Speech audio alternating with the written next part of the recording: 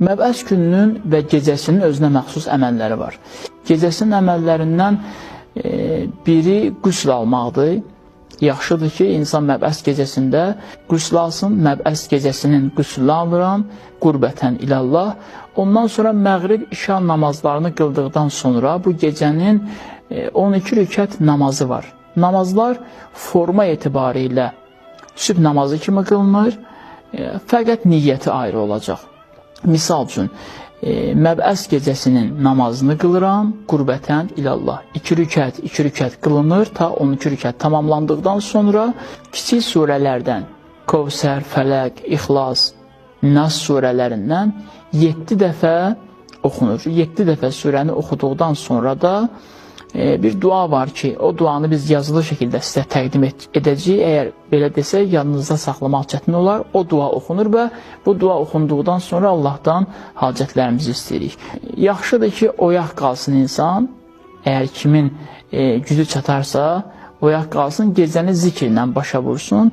Və bu gecənin əməllərindən biri də Həzrət Əli əleyhissalamın ziyarətnaməsidir. Həzrət Əli əleyhissalama salam verməkdir, onun ziyarətnaməsini oxumaqdır. Məbəs günün əməllərinə gəldikdə isə bu əməllərin arasında ən təkid olunan əməl oruc tutmaqdır. Məbəs gününün orucunu tuturam, qurbətən ilallah. Bunu da qeyd edim ki, hər kəsin qəza orucu varsa, müstəhəb oruc niyyət etməməlidir, icazəli deyil. Qəza orucundan tutarsa, Allahın rəhməti genişdir, elə məbəs günündə oruc olduğuna görə bu günün savabından da mütləq faydalanacaq. Və məbəs günündə qüsl almaq da müstəhəbdir, məbəs günündə də qüsl alasan, tövsiyə edirlər, rəvayətlər, hədislər və eyni zamanda Həzrət Əli əleyhissalamın ziyarətnaməsi də məbəs günündə oxumaq müstəhəbdir.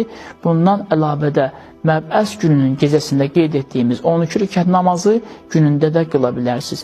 Və əsasən də bu günlərdə tövsiyə edirlər ki, çox salavat deyin, zikr eləyin. Salavat zikr eləmək ki, elə bilirəm, hər birimiz üçün çox asandır. Allahümmə salli alə Muhammed və ali Muhammed. Bu zikri çox qeyd etməyimizi tövsiyə edirlər.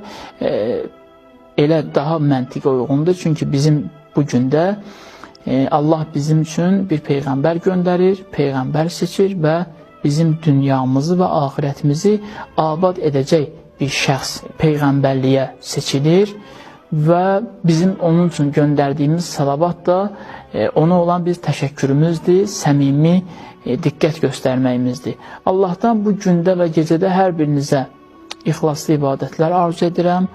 Allah Peyğəmbərin ehtiramı xatirinə bütün müsəlmanları